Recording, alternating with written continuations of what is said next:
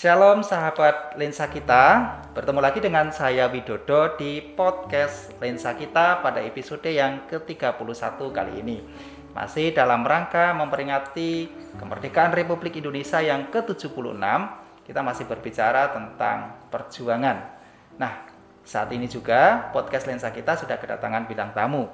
Beliau adalah seorang ibu yang juga berjuang dalam konteksnya, baik di tengah-tengah keluarga maupun dalam kehidupan sehari-hari. Langsung saja kita akan sambut beliau, Ibu Wiji Lestari. Selamat datang, Bu. Terima kasih Mas Wid sudah mengundang saya di Lensa Kita kali ini. Gimana kabarnya, Bu? Baik Mas Wid. Sehat ya, Bu ya? Amin, puji Tuhan. Nah, yang dalam kondisi seperti ini kesehatan itu sangat mahal harganya. Nah, kalau kita masih bisa bertemu di episode kali ini itu karena anugerah dan cinta kasih Tuhan. Kata merdeka selalu diawali dengan proses perjuangan yang dilakukan.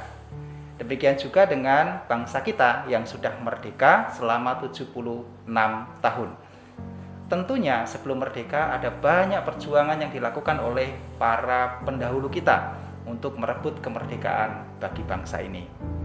Pun demikian, dalam suasana yang sudah merdeka ini, apakah kita juga lepas dari perjuangan? Tentunya tidak. Perjuangan dalam konteks yang berbeda pastinya. Berjuang di dalam keluarga, berjuang di dalam memenuhi kebutuhan keluarga, berjuang dari tantangan-tantangan hidup yang sedang dialami. Nah, demikian juga dalam konteks saat ini.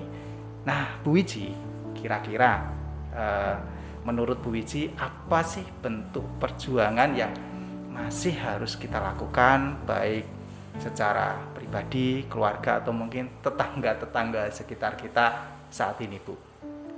Menurut saya mengerti, masyarakat juga bangsa Indonesia seluruh dunia ini sedang menghadapi yang namanya pandemi.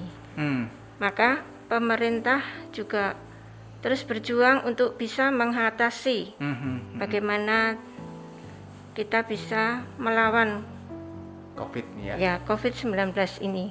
Bahkan mungkin kita juga harus berusaha untuk mengatasinya. Nah, itu kan berjuang yang sekarang sama-sama kita alami ya, Bu ya. Artinya kita tidak berjuang sendiri. Kita secara pribadi maupun dengan pemerintah. Artinya harus ada kerjasama, baik kita sebagai masyarakat Indonesia, warga negara, juga dengan pemerintah, yaitu mematuhi segala peraturan yang sedang dijalankan oleh pemerintah. Nah, kira-kira Bu, bentuk contohnya gitu ya, Bu. Contohnya yang bisa kita lakukan itu apa saja ya, Bu ya?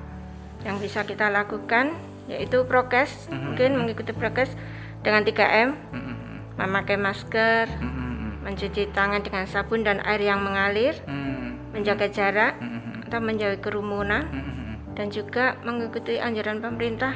Kita harus divaksin. Oh ya, artinya harus ada kerjasama yang baik ya, Bu ya, baik pemerintah maupun kita sebagai warga masyarakat gitu ya. Sekalipun pemerintah sudah membuat kebijakan yang sangat bagus, kalau kita tidak mengikutinya ya sama aja gitu ya. Artinya memang yang bisa dilakukan dalam menghadapi masa-masa pandemi ini yaitu tadi ya, Bu ya, dengan tetap mengikuti apa yang menjadi kebijakan pemerintah. Nah, Bu Wiji sebagai seorang wanita dan seorang ibu juga ya, Bu. Iya. Putranya berapa, Bu? 3 tinggal 2 ya, Mas. Oh, 3 tinggal 2. Ya. Sudah punya cucu? Sudah, Mas, 1. Oh, oke, berarti sudah dipanggil Eyang ya? Iya, Uti. Uti, Mbak Uti itu ya. Nah, Bu, dalam kehidupan sehari-hari kita, apalagi kita ini sebagai orang timur ya, perempuan itu selalu diidentikan ya cukup di rumah saja gitu ya. Sebagai ibu rumah tangga gitu, bahkan ada istilah perempuan itu ya apa tadi, masak, macak, dan anak. Nah, padahal kan dalam realitanya tidak harus seperti itu. Kira-kira menurut Bu Wiji bagaimana, Bu? Ya, menurut yang saya berarti ya di zaman sekarang wanita dan pria itu sudah sederajat ya, Mas.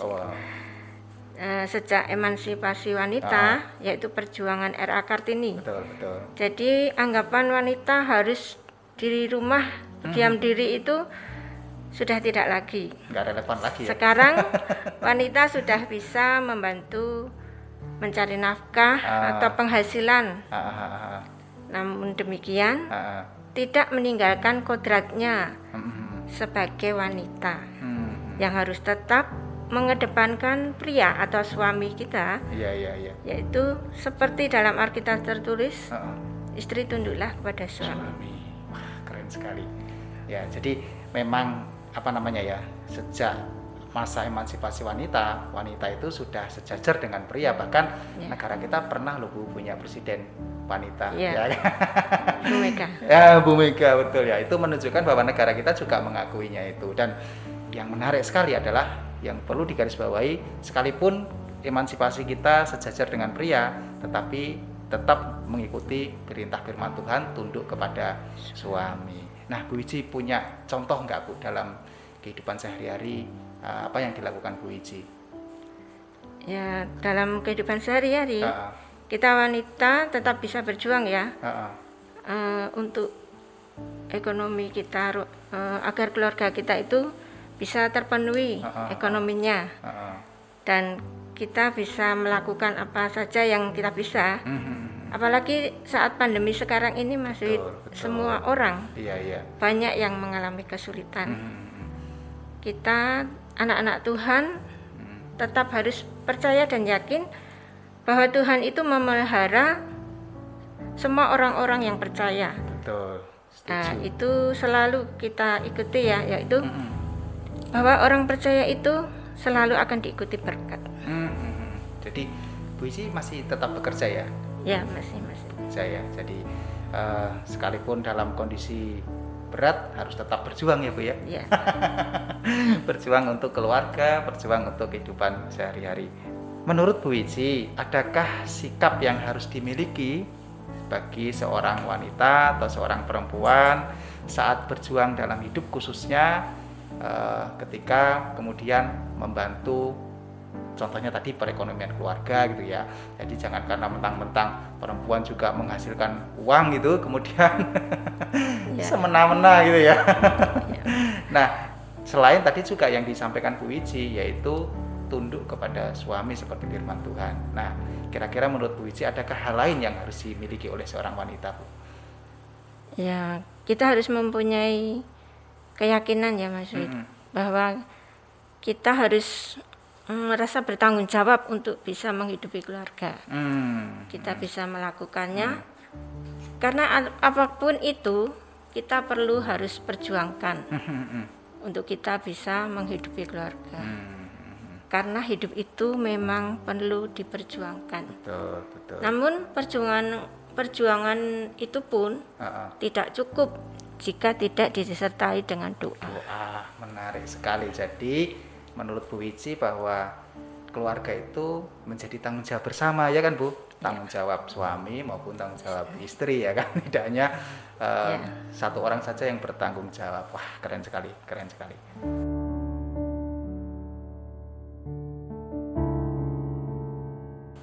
Di dalam Alkitab juga ada seorang perempuan yang juga berjuang luar biasa, baik untuk dirinya sendiri maupun untuk keluarganya, yaitu Ruth. Mungkin kita familiar ya Bu ya dengan kisah itu.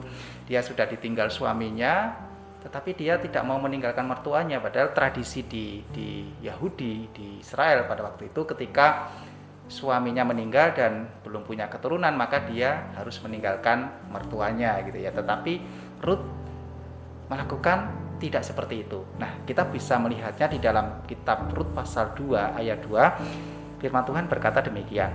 Maka Ruth, perempuan Moab itu berkata kepada Naomi, yaitu mertuanya, biarkanlah aku pergi ke ladang memungut bulir-bulir jelai di belakang orang yang murah hati kepadaku. Dan sahut Naomi kepadanya, pergilah anakku. Nah, menurut Bu Wiji meresponi firman Tuhan ini gimana Bu?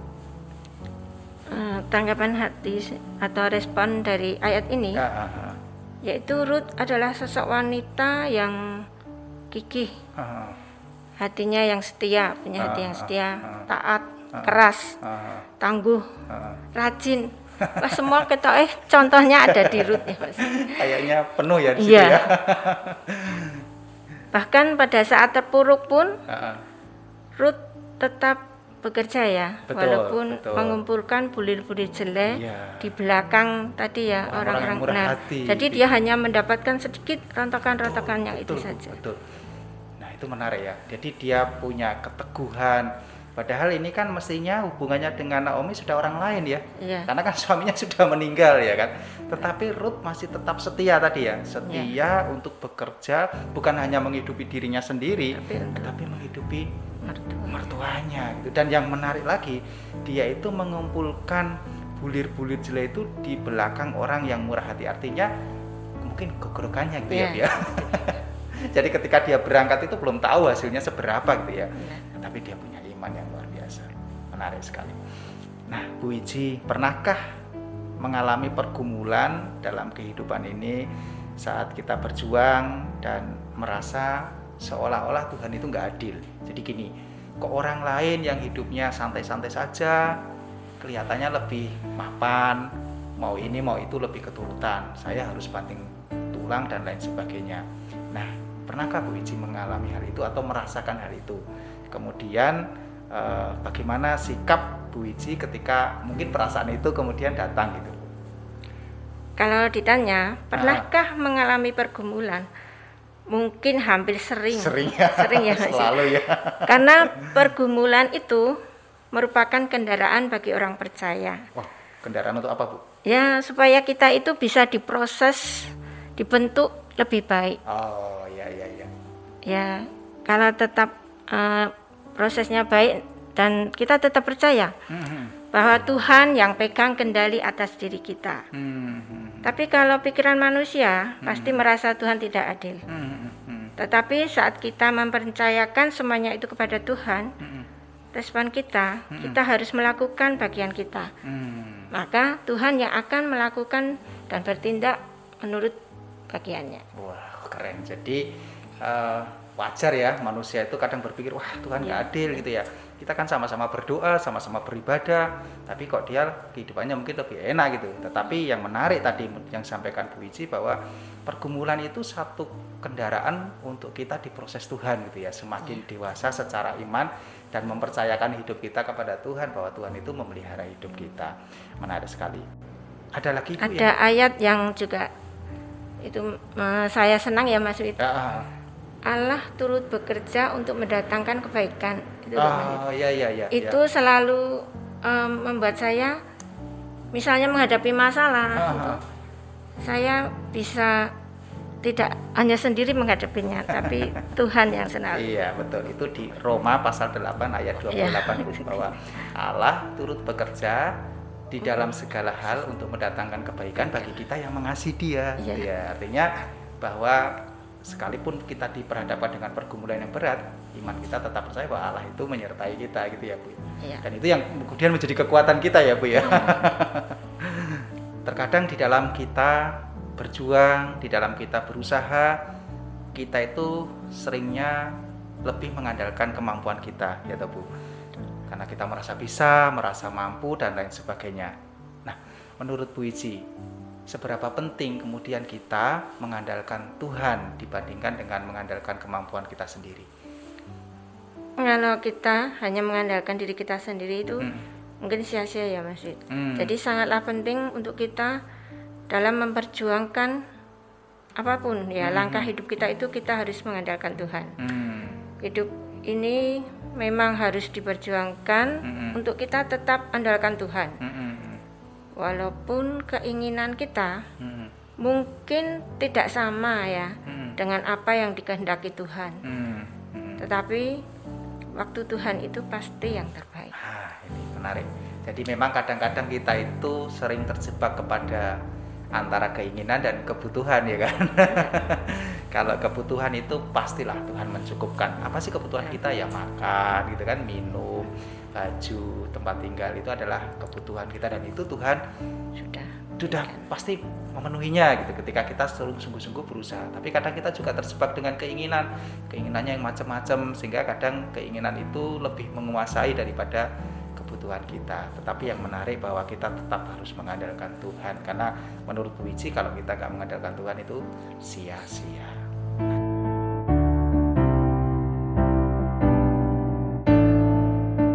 kalau kita berbicara tentang perjuangan hidup itu memang selama kita hidup terus berjuang ya Bu ya. Dan selama kita hidup juga terus dihadapkan dengan pergumulan-pergumulan. Dan menarik sekali kalau kita berbicara tentang hal-hal ini. Tetapi sayang sekali perbincangan kita harus kita akhiri Bu Wiji, karena waktunya sudah habis. Terima kasih Bu Wiji sudah hadir di podcast Lensa kita. Gimana Bu kesannya, perasaannya Bu? Ya, saya merasa senang dan apa ya, tadinya ya gimana gitu Mas, ternyata ya Bu? Menyenangkan ya. Menyenangkan, bahwa di sini memang menyenangkan Bu. Iya. Sahabat Lensa kita sudah sampai pada penghujung episode kali ini. Kita sudah berbincang-bincang dengan bintang tamu kita, Ibu Wiji Lestari pada episode kali ini. Ada beberapa hal yang bisa kita simpulkan dari perbincangan kita. Yang pertama bahwa kita itu sama-sama berjuang menghadapi pandemi COVID-19. Kita berjuang bersama dengan keluarga, bersama dengan pemerintah, dengan tetap mengikuti apa yang menjadi kebijakan pemerintah. Kemudian yang kedua, bahwa dalam hidup ini tidak lepas dari pergumulan. Menurut Bu Wiji, pergumulan itu menjadi satu kendaraan untuk kita diproses Tuhan semakin dewasa di dalam iman. Dan yang terakhir, bahwa di dalam kita berjuang, berusaha, dan lain sebagainya, ketika kita tidak mengandalkan Tuhan, maka itu adalah sia-sia.